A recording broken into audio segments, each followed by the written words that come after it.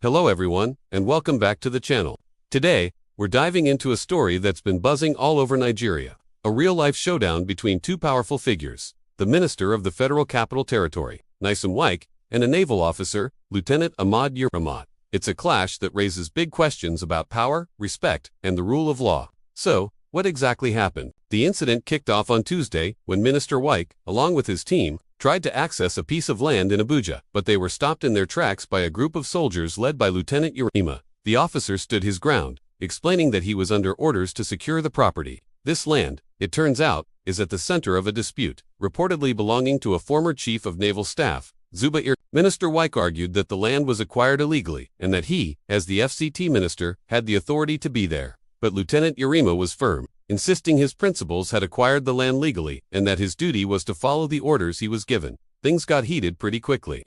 In a video that went viral, you can hear Wike telling the officer, "I am the minister, you can't say that to me." This kind of impunity cannot continue. He accused the naval personnel of using their uniforms to protect illegal structures and obstruct government work. The tension escalated when Wike reportedly used some strong language, calling the officer a fool.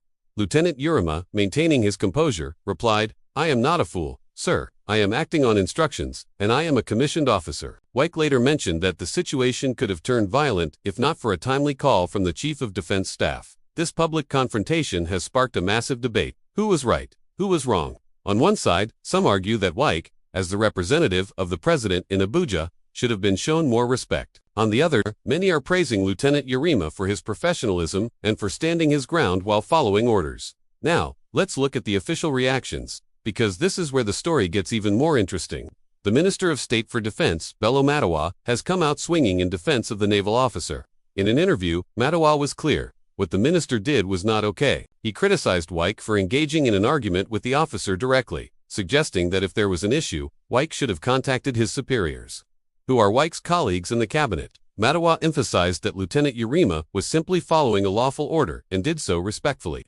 He went on to say that there's no military law that would justify punishing the officer for his actions. In a powerful statement, Matawa added that disrespecting the officer in his uniform was equivalent to disrespecting the entire military and, by extension, the Commander-in-Chief, President Bola Tinubu. And he's not alone. The Minister of Defense, Mohammed Badru, also stated that Lieutenant Yarima would be protected if it's confirmed he was acting on a lawful order. Even a former Chief of Army Staff, Tukur Buratai, weighed in, faulting Wike and advising him to apologize to the military.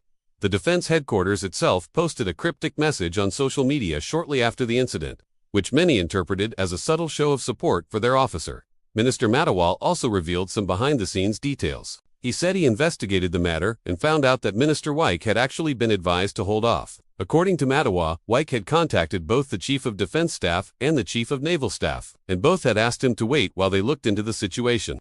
But, Matawa says, Wike didn't wait and went to the site anyway. Matawa even said he personally called Wike after seeing the video and told him he should have reached out to him first. But Wike replied that he just went after his officials informed him.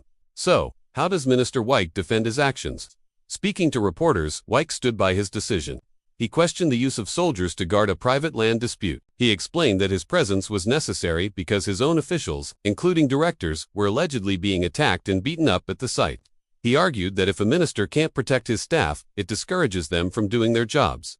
Wike also pointed out that other influential figures, like former President Olusegun and former Army Chief Theophilus Danjuma, have had similar land issues but resolved them by calling him directly, instead of deploying soldiers.